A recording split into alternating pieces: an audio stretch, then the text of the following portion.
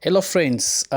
So much excited. Today, I want to take you through one of the best roads in Kenya, which is basically called Thika Superhighway. It's one of the best roads that has ever been done in Kenya.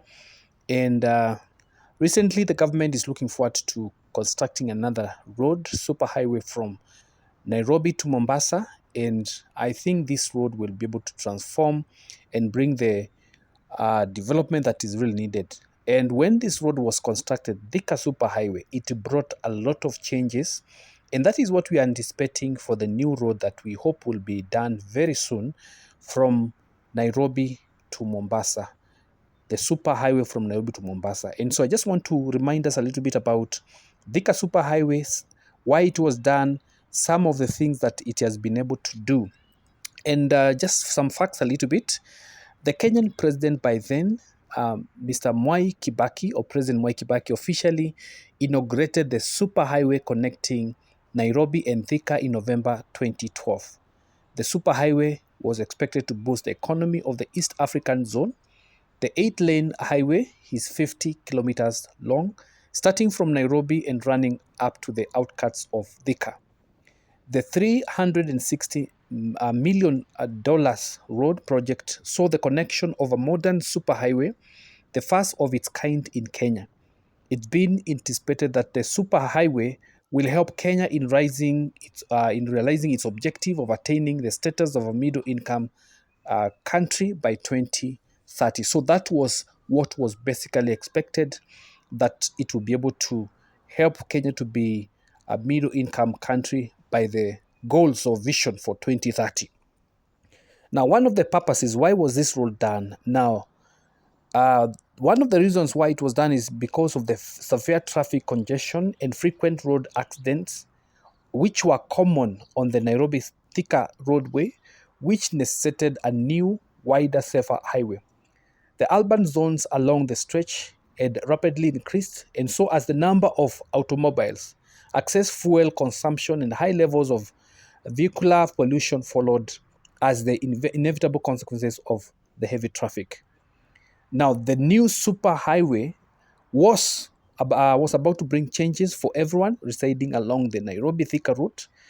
Time of between Nairobi and Thika had already come down to approximately 40 minutes against 2 hours in the past. Now, the superhighway, which connects also Marsabit, Isiolo, Moyale, and Mandera, all of which are primary commercial centers of Kenya. In addition, the highway also was regarded as a reliable route connecting Kenya with Ethiopia and Tanzania in the northern south, respectively. Now, the new highway, which is no longer new, was also beneficial to the student community by facilitating a reliable transportation system. Additionally, the project was of great value to transport operators, dairy and horticultural farmers and traders. Yeah, so the construction, a bit details of it is as the construction work on the Kenyan superhighway was started in January 2009.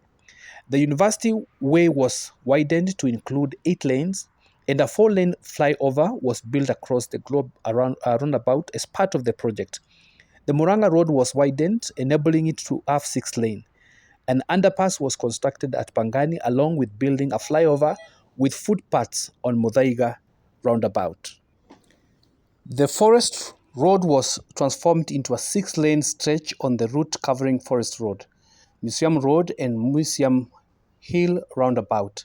The project also provided for 6 lanes on the Museum Hill Road, in addition to building a fork-shaped flyover across Rimuru Road. The Muthaiga roundabout KU stretch was designed as a high-speed highway with restricted access and limited exits. The KU Thika route also included several improvements such as increase of traffic lane, construction of a flyover, and intermediate service roads. Yes, now who are the contractors that were involved in making this road? The construction contract for the first superhighway in Kenya was awarded in January 2009 to 3 Chinese companies, namely China Weiyui Company, Sino Hydro Corporation, and Cheng Li Engineering Construction. The contractors employed more than 4,000 people for the construction. Now, in terms of funding, a major part of the total investment was funded by African Development Bank, which provided $180 million. The Exim Bank of China contributed $100 million, with the Kenyan government extending the balance with $80 million. So this is Thika Superhighway, one of the best superhighways to have been made in Kenya, and one of the first superhighway in Kenya. And we do hope that we'll be able to get other superhighways, especially the one that the government is planning to construct from Nairobi to Mombasa. We do have, of course, other roads that were been able to be done, like Nairobi Expressway, which runs from Westlands all the way to Mlolongo, and also connecting the airport. So, but this is one of the best superhighways. So let's look forward. We hope the Mombasa one will be much, much, much better. Let me know what is your experience and what are some of your expectations for the roads or other superhighways that are going to be constructed, including the one that we hope will be done very soon. Thank you guys, and kindly remember to subscribe and support this channel. Thank you guys.